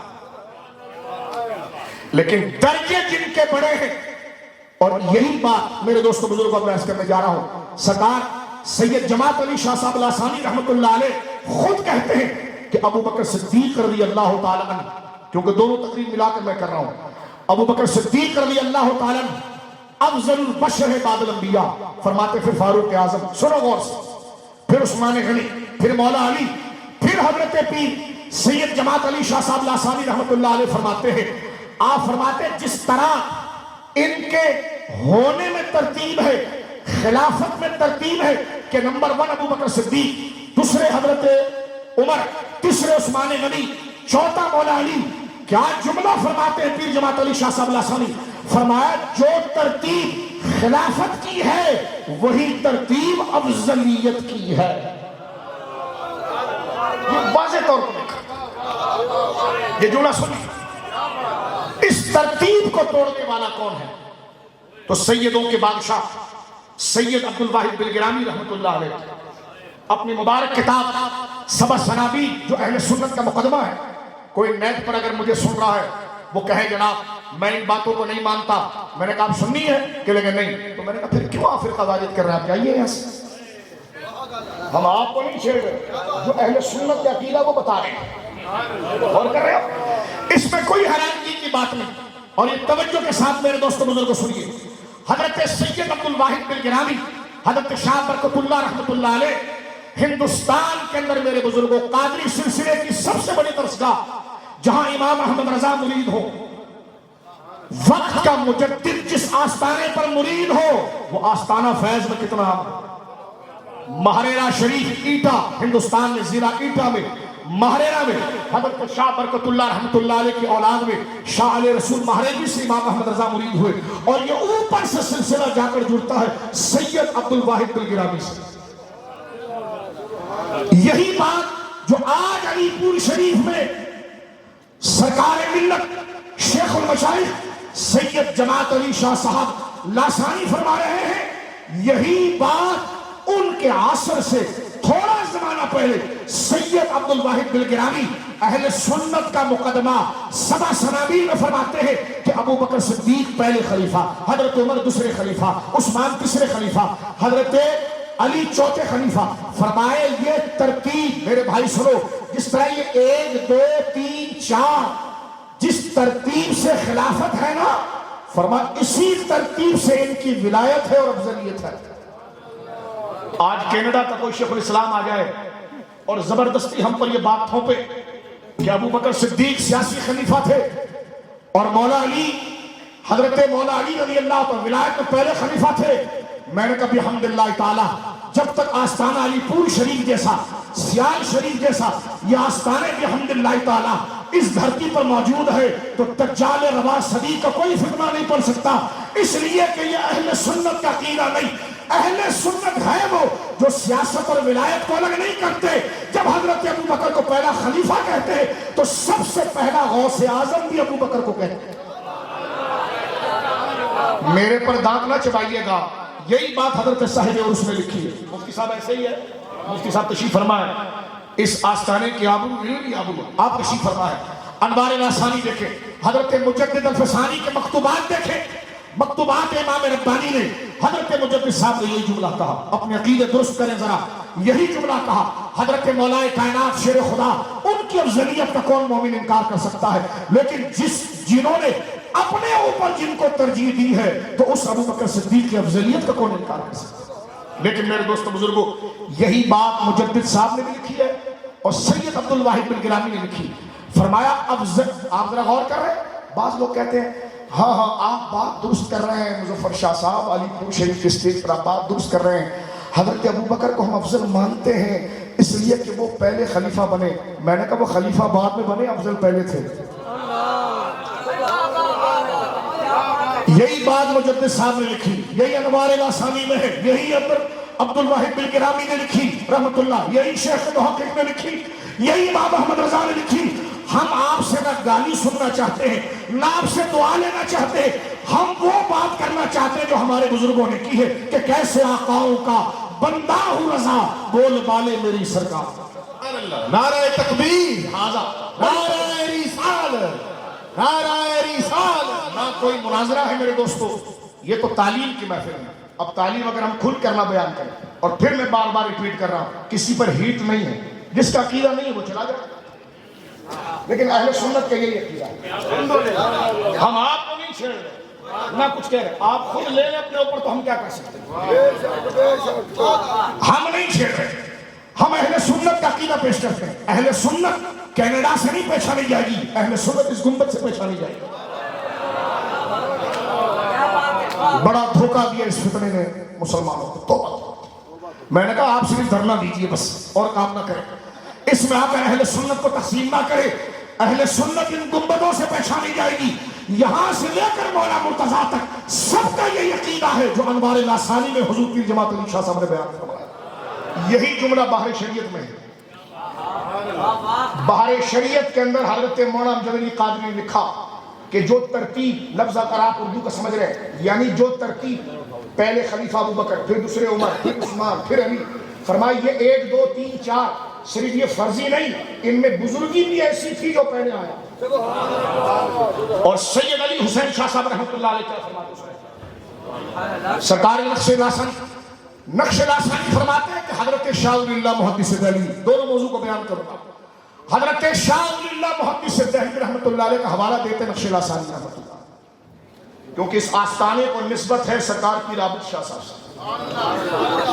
پیر عابد شاہ صاحب کو نسبت ہے علم میں حضرت محدث اعظم سے، محدث اعظم کو نسبت ہے حضور مفتی اعظم سے، اور مفتی اعظم بیٹے ہیں امام احمد رضا، اور وہ سلسلہ اوپر تک حضرت مجدد فسانی تک، شیخ محقق تک، وہاں تک. تو نوجوانوں اور اس آستانے کے مریدوں اس بات کو سمجھو، جس کا شعبہ نہیں ہے وہ کہے گا کیا باتیں ہو رہی ہیں، ہم نے ایمان پر مرنا، ہمارا شعبہ ہی نہیں ہے. تو لہذا بات بالکل درست ہو رہی ہے. غور کیجیے. حضرت سید علی حسین شاہ صاحب کیا فرماتے ہیں؟ جب آپ سے سوال ہوا تھا کہ ہم کس طریقے سے فضیلت کی بات کریں تو آپ نے فرمایا، غور کرو، شاہ ولی اللہ، یہ بات فرما رہے ہیں حضرت سید علی حسین شاہ صاحب رحمۃ اللہ صاحب فرماتے ہیں کہ شاہ ولی اللہ محدث دہلوی نے یہ کہا کہ طریقت کی بنیاد حضرت ابو بکر صدیق سے چلی. پھر آگے خود سید علی حسین شاہ صاحب سیدوں کا بادشاہ داتا علی حجویری کی مبارک کتاب کشف المحجوب کا حوالہ لاتے ہیں کہ داتا صاحب نے فرمایا طریقت کی بنیاد صفا سے ہے، جس سے وہ صوفی بنا، تصوف بنا۔ کہتے ہیں صفا کا ایک ظاہری معنی ہے، ایک باطنی معنی۔ باطنی معنی یہ ہے کہ غیر خدا کوئی بھی ہو سے دور، اور ظاہری معنی یہ ہے کہ دنیا سے دور۔ اور حضرت داتا صاحب فرما رہے ہیں اور بیان کر رہے ہیں نقش لاسانی سید علی حسین شاہ صاحب فرماتے ہیں کہ داتا صاحب نے فرمایا کہ صفا طریقت کی بنیاد ہے۔ اس کا معنی یہ ہے کہ دل اللہ کے علاوہ ہر ایک کو چھوڑ دے، اور ظاہر میں بندہ دنیا کو چھوڑ دے۔ فرمایا یہ صفتیں صدیقیت کی روح ہے، یہ کسی کی طرف اور گئی، پہلے ابو بکر میں پائی گئی۔ اب مجھے بتائیے، ہمارے مشائخ نے سیاست اور طریقت کو الگ نہیں کیا۔ آپ نے القول الجلیل لکھ کر کوئی خدمت نہیں کی، بچ چوراہے میں بھانڈا پھوڑا اہل سنت کا، لیکن بحمد اللہ تعالی ایسے آستانے مبارک موجود ہیں جس سے سنیت پہچانی جاتی ہے، اور سنیت یہ ہے کہ محبت اہل بیت، عزت صحابہ، اور جب بات افضلیت کی آ جائے تو اس میں رتبہ اور مقام ابو بکر صدیق کا۔ اس کو قبول کرنے کے بعد اس کو ہم زیادہ نہیں چھیڑتے، آگے چلتے، لیکن دربار مصطفیٰ سے جزوی فضیلتیں سب کو تقسیم ہوئی۔ امام احمد رضا نے اپنی کتاب الزلال والانقاء اور مطلع القمرین میں ایک جملہ لکھا ہے، فرمایا جزوی فضیلت سب سے زیادہ جس کو ملی وہ مولا کائنات ہے۔ اب یہ اہل سنت کا طرز ہے، یہ اہل سنت کا طرز ہے۔ اگر یہ بات کی جائے تو کہتے جی آپ تو سید ہی نہیں رہے، تو میں نے کہا ضروری سید ہونے کے لیے کالا بننا پڑے؟ یہ جو اکابر جن کا میں نام لے رہا ہوں، ان کی سیادت پر کوئی شک کر سکتا ہے؟ غوث اعظم داتا علی حجویری، سید جماعت علی شاہ صاحب الاسانی، سید علی حسین شاہ صاحب، سید عبد الواحد بلگرانی رحمت اللہ علیہ، حضرت سید مخدوم سمدانی رحمت اللہ علیہ، یہ اکابر سادات ہیں۔ تو میرے بچوں، کیونکہ موضوع میرا یہ ہے تعلیم کا، لہذا میں آپ کے سامنے بتا رہا ہوں۔ آپ کہیں گے شاہ صاحب اب تک بات کیا ہوئی ہے؟ میں نے کہا بات یہ ہوئی ہے کہ دمادم مس قلندر ابو بکر کا پہلا نمبر ہے۔ یہ بات اسی بات کو امام احمد رضا نے اپنی مبارک کتاب ملفوظات میں کہا کہ امت کے سب سے پہلے غوث اعظم ابو بکر ہیں، پھر فاروق اعظم ہے، پھر عثمان غنی ہے، پھر مولا مرتضیٰ ہے، پھر امام حسن مجتبیٰ ہے، پھر سرکار امام حسین ہے، پھر امام زین العابدین ہے، سرکار امام باقر ہے، پھر سرکار حضرت امام جعفر صادق ہے، پھر سرکار موسیٰ کاظم ہے، پھر سرکار امام علی رضا، پھر سرکار امام تقی، پھر امام نقی، پھر امام حسن عسکری، پھر حضرت شیخ عبد القادر جیلانی، پھر ظہور امام مہدی کا ہوگا۔ تو بڑی توجہ کے ساتھ میرے دوستو، اہل بیت کی تقریر ایمان کا حصہ ہے، لیکن نام اہل بیت کا لے کر رمزیت پھیلانا بھی کوئی طریقہ صحیح نہیں۔ صحابہ کا نام لینا اہل سنت کا طریقہ ہے، لیکن صحابہ کا نام لے کر نجدیت پھیلانا یہ بھی کوئی طریقہ نہیں۔ اہل سنت کا میزان ان گنبدوں کے اندر موجود ہے، نہ ہمیں ادھر جانے کی ضرورت ہے نہ ادھر۔ اس لیے مریدین انوار لاسانی، مجلہ انوار لاسانی یہ آپ کے پاس ہوگا۔ میرے پاس اصل جلد تو نہیں تھی، میں نے تو نیٹ سے ڈاؤن لوڈ کیا، اور آج آیا ہوں تو میں مفتی صاحب سے کہوں گا کہ آپ سے لے کر جاؤں گا، تاکہ اس کے ہارڈ کاپی دیکھنے کا مجھے شرف حاصل ہو۔ یہ نیٹ سے میں نے رات ہی میں نے چند کتابیں جب دیکھی اس موضوع کے اوپر کہ آستانے پر حاضر ہو رہا ہوں، تو یہ جب چیزیں آئی میں نے کہا سب تو اس آستانے لکھ دیا، اب صرف اس کو پڑھ کے بولنا ہے۔ بولیے سبحان اللہ۔ اب میرے دوستو یہ چیپٹر یہاں پر ختم کر کے اب ہم آگے بڑھ جاتے ہیں اپنے آخری عنوان کی طرف، سیدہ زہرا پاک رضی اللہ تعالیٰ عنہا۔ اہل سنت و جماعت اس بات کو ذکر کرتی ہے، اور میں آپ کے سامنے اہل سنت کا عقیدہ پیش کروں گا۔ ہمارے نزدیک افضلیت کا معیار کہ کس کو افضل آپ کہیں گے، تو قرآن نے افضل کا معیار نسب کو نہیں رکھا۔ نسب افضل ہوتا ہے لیکن ایمان کے بعد۔ توجہ، یہی بات شیخ محقق الاطلاق شاہ عبد الحق محمد سیدی نے تکمیل الایمان میں لکھی، حضرت مجدد صاحب نے مکتوبات میں لکھی، یہ ہر اہل سنت کے مقدمے میں کیا سمجھانا چاہ رہا ہوں؟ معیار خدا نے، کیونکہ افضلیت کا معنی ہے عند اللہ عزت والا ہونا، عند اللہ اللہ کے پاس عزت والا ہونا۔ اللہ کے پاس عزت والا ہونے کا مطلب ہے کہ وہ دو کام کرے، جو جتنے پہلے وہ دو کام کرے گا وہ بعد والوں سے بڑھ جائے گا۔ کون سے دو کام؟ جو سورہ حدید میں ذکر ہوئے، لا یستوی منکم من انفق من قبل الفتح وقاتل۔ اللہ فرما رہا ہے لا یستوی، وہ سملر نہیں ہے۔ کوئی کہہ رہی آپ کیا افضلیت کا موضوع بیان کر رہے ہیں؟ میں نے کہا یہ فرض ہے۔ اللہ کہہ رہا ہے لا یستوی، میرے محبوب کے صحابہ تم ایک جیسے نہیں ہو سکتے۔ لا یستوی منکم، مرادی معنی کر رہا ہوں، تم میں وہ شخص اس کے برابر نہیں ہو سکتا۔ کس کے برابر؟ من انفقا، جس نے خرچ کیا قبل الفتح، مکہ کی فتح ہونے سے پہلے، وقاتل، اور جس نے سب سے پہلے قتال کیا، اولئک، یہ وہی لوگ ہیں اعظم درجہ، جن کا رتبہ سب سے بڑا، یہ قرآن کہتا ہے اولئک اعظم درجۃ من الذین، ان لوگوں کا رتبہ سب سے بڑا ہے، من الذین، ان لوگوں سے، انفقوا وقاتلوا، جنہوں نے خرچ کیا، اولئک اعظم درجۃ من الذین انفقوا من بعد وقاتلوا، ان سب سے بڑا ہے جنہوں نے فتح مکہ کے بعد جہاد کیا یا فتح مکہ کے بعد مال خرچ کیا۔ اللہ فرماتا ہے لیکن جنہوں نے پہلے کیا ان کا رتبہ بعد والوں سے افضل۔ لیکن ایسا نہیں ہے کہ جنہوں نے بعد میں اگر جہاد کیا، مکہ فتح ہونے کے بعد جب اسلام کو ریلیف مل گیا، مکہ فتح ہونے کے بعد جس نے پیسہ خرچ کیا، اللہ فرماتا ہے دونوں جماعتیں مجھے قبول ہیں اور محبوب کی غلام ہیں اور سچے ہیں، لیکن بڑے پہلے والے ہیں، اگر دونوں کو ملا کر رکھے ہماری نظر میں تو وہ کلًا وعد اللہ حسنیٰ، یہ تمام حق پر قائم ہے، لیکن ان میں بات کریں تو پھر افضل وہ ہے جس نے پہلے خرچ کیا۔ اس پر علماء اہل سنت نے، ایک طرف شیعہ رافضیوں کا مذہب ہے، ایک اہل سنت کا، ان کے نزدیک افضلیت نسب ہے، ہمارے نزدیک انفاق فی سبیل اللہ اور قتال۔ یہ علماء بیٹھے ہیں، یہ سچ ہم آپ کو بتائیں گے، نسب کا انکار نہیں، ہمارے نزدیک نسب ایمان کے بعد ہے۔ توجہ ہے، یہ غور سے سنیں، بڑے بڑے میرے لیے جو بھی جملے بولے لیکن گھوم کر ایک دفعہ کتابیں پڑھ لینا، تکمیل الایمان شیخ محقق کی پڑھ لیں، مجدد الفسانی رحمۃ اللہ علیہ کے مکتوبات پڑھ لیں، سید عبد الواحد بالگرامی کی سبع سنابل پڑھ لینا، امام احمد رضا کی مطلع القمرین پڑھ لینا، کچھ نہ پڑھ سکے تو ان تمام بزرگوں کا نچوڑ انوار لاسانی پڑھ لینا۔ لہذا توجہ سے سنیے، ہمیں اس سے کوئی غرض نہیں کہ داد کیا ہوگی اور تحسین کیا ہوگی اور تردید کیا ہوگی، موت دہانے پر کھڑی ہو بندہ جھوٹ بولے۔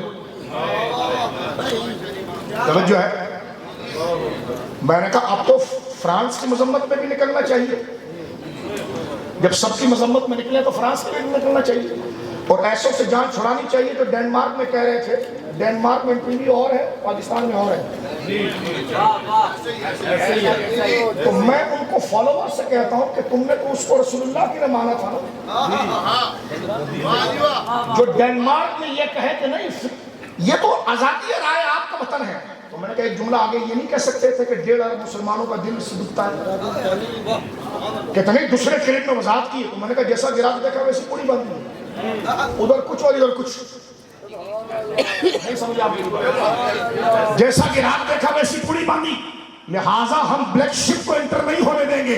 یہ آستانے ہوتے اس لیے ہیں کیونکہ یہ مجددی آستانے ہیں کہ گردن نہ جھکی جس کی جہانگیر کے آگے، جس کی نفس گرم میں ہے گرمی احرار، وہ ہند میں سرمایہ ملت کا نگہبان، اللہ نے کیا جس کو بر وقت خبر۔ یہ خطابت کا جوش نہیں، آپ ہم سے بڑے مسلمان ہیں، ہم کوئی آپ پر فضیلت کی بات نہیں کر رہے، لیکن یہ ذمہ داری رکھی ہے، یہ خطابت کا جوش نہیں، نہ ہم کوئی بلڈ پریشر کے مریض ہیں بحمداللہ تعالیٰ، نہ کوئی بحمداللہ تعالیٰ شوگر کے مریض ہے، نہ ہمیں کوئی غصہ آ رہا ہے، لیکن بات یہ ہے کہ جب ڈاکہ ڈالا جائے تو بچوں کو سچ نہ بتائیں۔ ایک ڈاکہ وہ ہے جو خدا نہ کرے پسٹل دے کر، ایک ڈاکہ ہے پاکٹ مارنا، جو علامہ کوکب کہہ رہے تھے، جو پاکٹ مار ہوتا ہے نا وہ پہلے یاری کرتا ہے آپ سے، آپ کا اعتماد چھینتا ہے، اعتماد چھین کے پھر جیب میں ہاتھ ڈالتا ہے۔ تو میں نے کہا میلاد کے جلسے کریں لیکن پہلے وہ بھی حق پورا کریں۔ توجہ ہے۔ 50 سال کی عشق رسول کی تقریر اور ممتاز قاتل تھا. تو میں نے کہا یہ ظاہری تضاد آپ نے رکھا. کہنے لگا یہ حکومت ہماری ساری ڈیوٹیاں چلے جائیں گی, ریاست نیشنلٹیاں چلے جائیں گی. تو میں نے کہا نو کمنٹس بھی تو ایک جملہ ہے, نہ کرتے نہ کمنٹس. ہر بات آپ کو بولنا بھی تو فرض نہیں ہے, لیکن بولیں گے تو قل ان صلاتی و نسکی و محیای و مماتی للہ رب العالمین. ہوش کے ساتھ اس بات کو سنیے, ہمیں اس سے کوئی خطرہ نہیں کہ کوئی تردید کرے یا نہ کرے. اگر یہ خطرہ ہوتا تو مجدد کے ہاتھ پر مرید ہی نہیں ہوتے. مجدد کے ہاتھ پر مرید ہی نہیں ہوتے. اس میں بھی فخر نہیں کر رہے معاذ اللہ, لیکن آپ بچوں کو بتا رہے ہیں, آپ بچوں کو بتا رہے ہیں کہ اہل سنت کسی کو چھیڑو نہیں, لیکن سنی خالص تو رہو یار. ہماری تقریر کو یہ رنگ نہ دیا جائے تو ہم فرقہ واریت کر رہے ہیں. ہم کہہ رہے ہیں سنی تو رہے. میں نے تو آفر کی ہے, اگر کوئی نیٹ پر آ جائے کومنٹس کرنے, نہیں ہمارے نزدیک پہلا نمبر یہ نہیں ہے. تو میں نے کہا آپ سنی ہے, کہنے نہیں. تو میں نے کہا بھائی آگے جاؤ, آگے جاؤ. کیوں آگے آپ یہاں پر؟ آپ کو پتا نہیں ہے یہاں مجدد فسانی کا نام لکھا ہے, یہاں خالص سنیت بیان ہوگی. یہاں پر فضل کا اور فیضی کا عقیدہ نہیں آئے گا, اس مجدد کا عقیدہ آئے گا جس نے تنہا پوری رافضیت کا مقابلہ کیا. تو لہٰذا ہمیں اس بات کی اجازت ہے کہ ہم اپنے آستانوں پر تہذیب اور اخلاق کے جامع میں رہ کر اپنا عقیدہ بیان کریں. ہم آپ کو چھیڑ نہیں رہے, لیکن سنی وہی ہے جو ابو بکر کو سب سے افضل بولے گا. بس نہ مناظرہ ہے نہ مباحثہ ہے. سن رہے ہو میرے بھائی؟ دمادم مس قلندر ابو بکر, اور صحابہ کے لیے دل کو صاف رکھے گا. میں اہل بیت کی طرف آ رہا ہوں. پہلے اس موضوع کو میں کلیئر کروں, کیونکہ یہ دو رخ پیر صاحب نے عطا فرمائے ہیں کہ اس کو تم بیان کرو, اور اس میں جو لوگوں کے ذہنوں میں کنفیوژن ہے اس پر تھوڑی تیاری کرو. تو پیر صاحب کے حکم پر میں چند منٹ مزید آپ کا لوں گا. ابو بکر صدیق نہیں, ہر صحابی کے لیے.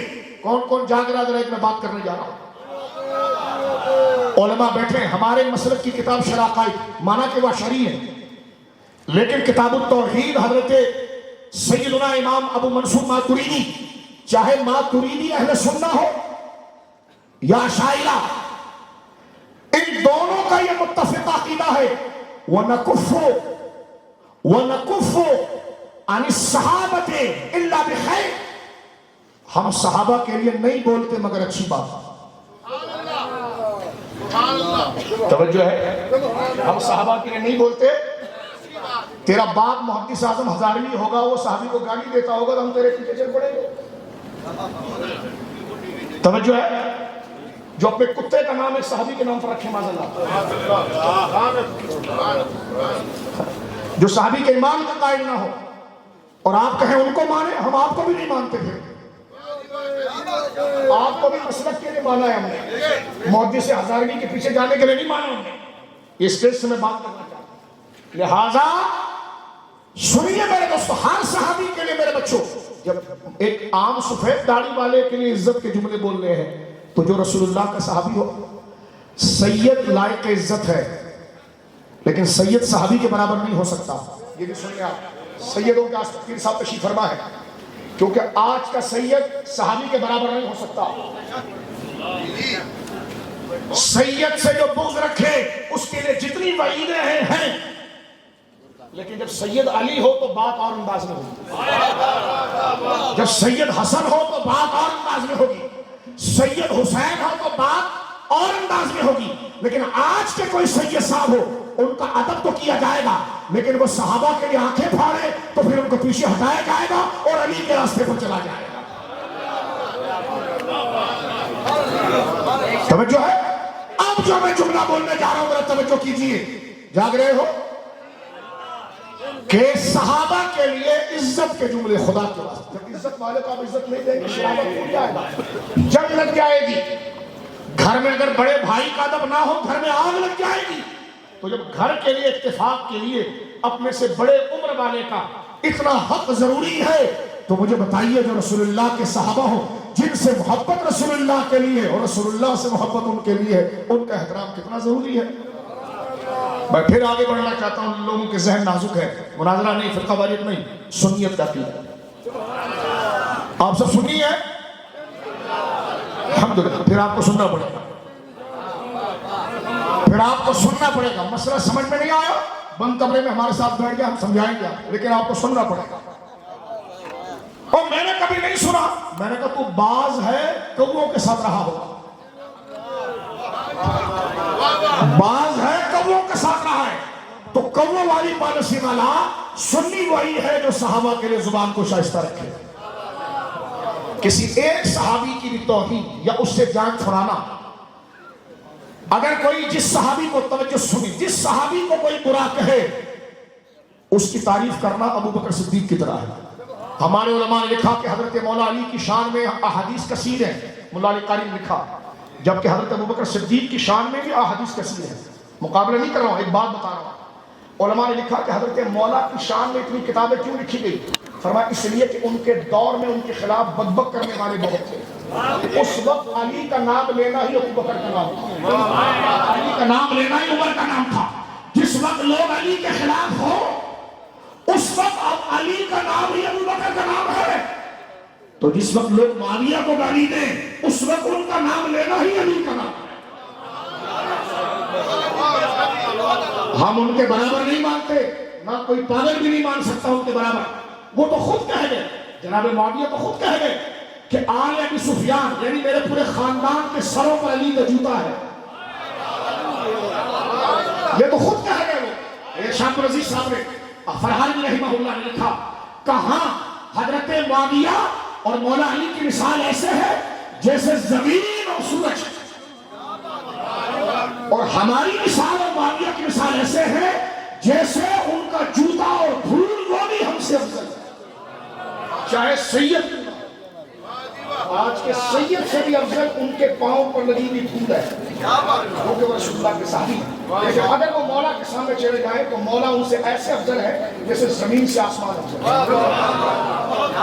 حضرت معاویہ حضرت علی کے سامنے ایسے ہے جیسے علی بادشاہ اور معاویہ ان کے لشکر کا آخری سپاہی. مجھے کوئی کہنے لگا آپ نے ان کو سپاہی کہا، تو میں نے کہا دیکھ لشکر بھی کس کا ہے. لیکن میری، ہماری اور آج کے سادات اور آج کے بزرگوں اور آج کے ولی اور معاویہ کی نسبت اگر ہو تو پھر معاویہ بادشاہ اور ہم پچھلے درجے کے بھکاری. درجے کا فرق آپ سمجھے. اب بغض میں کہیں گے جب کلپ کاٹ کے نہیں برابر کر دیا، یہ تو مسئلہ کفر ہو گیا. میں نے کہا کفر ایسے نہیں ہوتے، ناروں سے کفر نہیں ہوتے.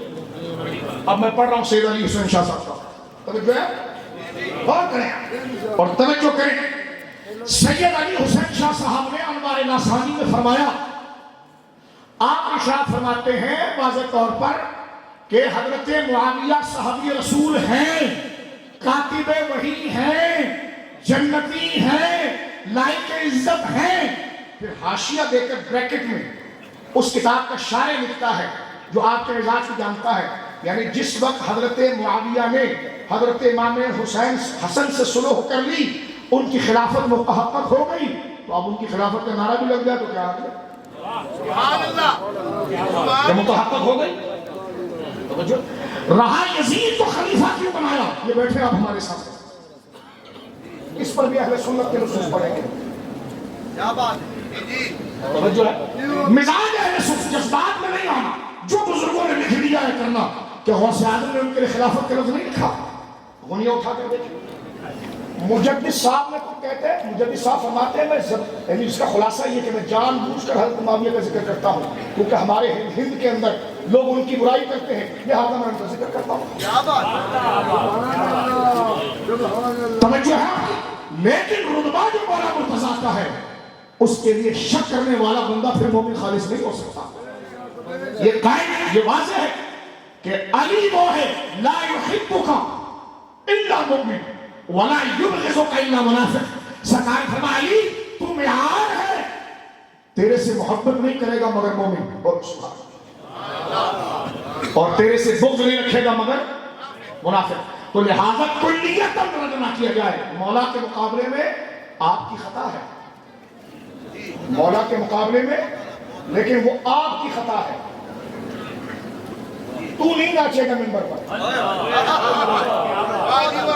کہہ رہے ہیں ہم بیٹے ہیں ان کے، تو میں نے کہا اصل بیٹے تو امام حسن ہے۔ ہم مولا، جو مولا کو حق نہ مانے، وہ مسئلے ہمارے علماء نے لکھے کربلا میں جو حسین کو حق نہ مانے معاذ اللہ، اور صفین میں جو مولا کو حق نہ مانے وہ سنی نہیں ہے۔ سنی مسئلہ یہاں کا نہیں ہے، مسلم ہے، اس میں اختلاف نہیں۔ بات یہ ہے کہ جب کراچی کی سڑکوں پر گالیاں دی جائے تو اگر کسی کے منہ سے نکل بھی گیا تو اس کی صحیح تعبیر رکھیں گے، غلط تعبیر رکھیں گے؟ جب آج آپ لاہور میں میلاد کا اجتماع کریں اور آپ کے پاس کئی لوگ آ کر کہیں کہ آپ لائق مدح و تعریف ہے، تو جب آج تو تعریف کے لائق ہو سکتا ہے تو صحابی رسول تعریف کے لائق نہیں ہو سکتا۔ پھر ہم کہتے ہیں، ہم اپنی نیتوں کو واضح کر چکے ہیں اہل سنت کے سٹیج پر کہ درجوں کا فرق ہے۔ آج پھر میں جملہ کرتا ہوں، آج حضرت معاویہ کی منقبتیں پڑھی جاتی ہیں، اس پر بھی ہم لوگوں کو احتیاط کا درس دیتے ہیں، اور احتیاط کا درس یہ دیتے ہیں کہ آپ پڑھیں، ہم بھی پڑھتے ہیں، لیکن سننے والے کو بار بار بتاؤ علی علی ہے، کیونکہ یہ فرق رکھنا بھی ضروری ہے۔ ہم جو ان کی طرفداری کر رہے ہیں اس فرق کے ساتھ کر رہے ہیں، جو فرق کوئی مذہب ان کو ان کے برابر کہہ دے اور دونوں کو ایک پلڑے میں بٹھا دیں تو پھر ہم معاویہ کا نام نہیں لیتے، لیکن جب علی کو افضل کہے اور ان کو ان کا خادم کہے تو پھر علی کی محبت میں ہم معاویہ کا بھی نام لیتے ہیں، مقابلے پر نہیں دیتے۔ توجہ ہے آپ کی؟ یہی بات حضرت سید علی حسین شاہ صاحب نے لکھی ہے، توجہ سے سننا۔ مجھ پر غصہ کھانے سے پہلے ابھی 4G آپ کے پاس ہے، لاسانی جو کتاب ہے، آپ انوار لاسانی ابھی آپ گوگل پر لکھیں، آپ کے سامنے پوری PDF کھل جائے گی، اس کو آپ ترتیب کے ساتھ دیکھیں۔ درود پاک پڑھیے، میں آخری جملے پھر عرض کرتا ہوں۔ لہذا پیر صاحب کا میں شکریہ ادا کرتا ہوں کہ آپ نے یہ بوجھ اس فقیر کے سر پر رکھا، اور آپ دعا فرمائیں کہ اللہ ہمیں اس میں استقامت میں عطا فرمائے۔ توجہ ہے آپ، اور یہ سن لیں، کوئی وہم میں نہ رہے، ہم امام احمد رضا والے، اور ربنا لا تزغ قلوبنا بعد اذ ہدیتنا وہب لنا من لدنک رحمہ، اور ہم دعا کرتے ہیں مولا اسی پر ہمیں رکھنا، اگر کوئی گڑبڑ ہو تو ہمیں لمبی عمر کی حاجت نہیں، ایمان پر مرنے کا شوق ہے، کسی کی توہین و تردید نہیں، لیکن یہ گنبد کی صدا ہے، جب بات آئے گی تو واضح نہیں کریں گے تو چلیں گے کیسے؟ نہ ہم زہرا پاک کو خطا والی کہتے ہیں،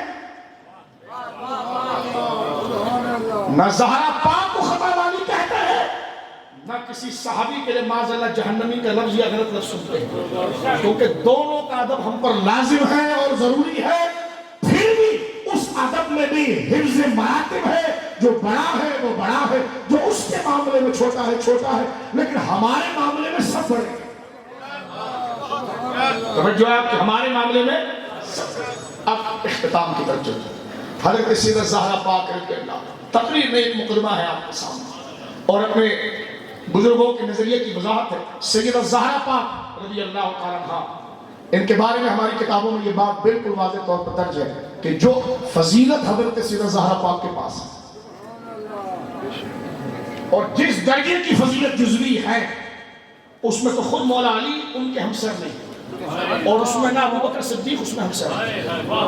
ہم افضلیت اور فضیلت کی بات کر رہے ہیں، اس میں جو مختار رکھنا نکالے وہ بھی سنی نہیں۔ حضرت سیدہ زہرا پاک کی محبت وہ ایمان کا لازمی حصہ ہے۔ سنیے میرے دوستو بزرگوں، حضرت سیدہ زہرا پاک جب پیدا ہوئی تو سرکار نے آپ کا نام فاطمہ رکھا، فاطمہ رکھا۔ فاطمہ کا معنی کیا ہوتا ہے؟ فطیم۔ فطیم اس بچے کو کہتے ہیں جس کو ماں دودھ پلانا چھوڑ دے، جس کو ماں دودھ پلانا جس بچے کو چھوڑ دے اس کو کہتے ہیں فطیم، یا کہا جاتا ہے فاطمہ، فاطمہ سمیو، دودھ پلانا چھڑایا گیا اس بچے کو تو چھڑا دینے والی۔ تو حضرت زہرا پاک کا نام فاطمہ رکھا اس لیے گیا ہے کہ رسول اللہ نے فرمایا انما سمیت فاطمہ لانہا فاطمہ ذریتہا علی النار، اللہ میں نے اے فاطمہ تیرا نام نبی پاک فرماتے فاطمہ اس لیے رکھا کہ خدا نے تجھے اور تیری اولاد کو جہنم سے دور کر دیا. یہ سادات اللہ سنتا بولے سبحان اللہ. امام احمد رضا سے فتاوی رضویہ شریف جلد نمبر 29 میں 2 سوال ہوئے ہیں اور بڑے جاندار سوال ہوئے. ایک سوال یہ ہوا کہ قیامت کے دن سید کو عذاب ہوگا. اور سنیں توجہ ہے آپ کی. اب کوئی تفضیلی ہو تو وہ ایسے زمین آسمان کے کلام میں ملائے گا. میرا امام عالم ہے تو پھر وہ محسوس لاتا ہے. سوال ہوا میرے دوستو کہ سید کو قیامت کے دن اللہ عذاب دے گا. ایک سوال. دوسرا سوال یہ کہ مولا مرتضیٰ کی کتنی بیویاں اور کتنے بچے تھے, اور حسن و حسین اور محمد بن حنفیہ اور عباس اور یہ سارے بچے حضرت مولا کے جو اور بیٹے یہ رتبے میں ایک ہی ہیں یا الگ الگ ہیں؟ اگر الگ الگ ہیں اور حسنین کو فضیلت ہے تو وہ فضیلت علی کے بیٹے ہونے کی وجہ سے ہے یا زہرا کے بیٹے ہونے کی وجہ سے؟ یہ 2 سوال ایک ساتھ اعلیٰ حضرت سے پوچھے گئے. اعلیٰ حضرت پہلے کا جواب دیتے فرمایا کہ جو عند اللہ واقعتاً سید ہے تو احادیث یہ بتاتی کہ امید ہے کہ ان کے گناہوں پر خدا عذاب نہیں دے گا. لفظ گناہ بھی لکھا. فرمایا کہ اگر ان سے کوئی خطا ہو گئی تو یہ جو حدیث مبارکہ ہے کہ فاطمہ خدا نے تجھے اور تیری اولاد کو جہنم کے عذاب سے بچایا. امام احمد رضا لکھتے ہیں یہ حدیث اہل سنت کے سر کا جھومر ہے اور ماتھے کا جھومر ہے. یہ بتا رہا ہے کہ جو عند اللہ واقعتاً اولاد فاطمہ ہے ان کے گناہ ہونے کے باوجود اللہ اپنے فضل سے ان کو عذاب نہیں دے گا. ایسے ہی نسبت زہرا سے جنت میں ڈالے گا. بولیے سبحان اللہ. اور دوسرے سوال کے جواب کرتے امام احمد رضا لکھتے ہیں کہ جس کا خلاصہ یہ ہے کہ سیدہ زہرا پاک سے مولا علی کی 5 اولاد ہیں. 3 بیٹے 2 بیٹیاں. 3 بیٹے 2 بیٹے.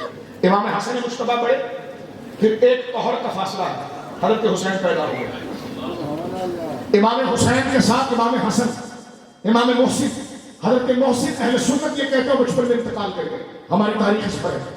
بیٹی نے ام کلثوم اور سیدہ زینب, یہ 5 جو ہے ان کو رسول اللہ نے اپنی اولاد قرار دیا. اب آپ کے ساتھ کی اور حضور کی یہ حدیث مبارکہ سرکار نے فرمایا کہ ہر بچے کا اسبا ہوتا ہے, یعنی ددیال ہوتا ہے. فاطمہ کے بچوں کا اسبا میں ہوں. اسبا کس کو کہتے ہیں ذرا جلدی سے سنیے آگے. جب میت کا انتقال ہوتا ہے اس کا ترکہ 3 حصوں میں بٹتا ہے. علماء بیٹھے جیسا زمین فروز ہے اس میں ایک اسبا ہے. اسبا میت کے اس رشتے کو کہتے ہیں جس میں عورت کا رشتہ نہ آئے. مثلا ہمارا نانا ہمارا اسبا نہیں بنے گا کیونکہ عورت بھی اس میں آ گئی ماں. ہمارا ماموں ہمارا اسبا نہیں بنے گا کیوں کیونکہ ماں بھی اس میں آ گئی. خالہ اسبا نہیں بنے گی کیوں عورت بھی اس میں آ گئی ماں, کیونکہ وہ رشتہ ماں کی وجہ سے سمجھ رہے ہیں علم وراثت میں. تو جو رشتہ عورت کے رشتے سے جڑے گا وہ اسبا ہے. نانا اسبا نہیں, خالہ اسبا نہیں, ماموں اسبا نہیں, کیونکہ بھانجیاں اسبا نہیں, اس لیے کہ عورت کا واسطہ ہے. تو امام حسین اور حسن رضی اللہ عنہما سرکار تک بھی تو اپنی والدہ کے ذریعے پہنچ رہے. سرکار نے قانون ہی بدل دیا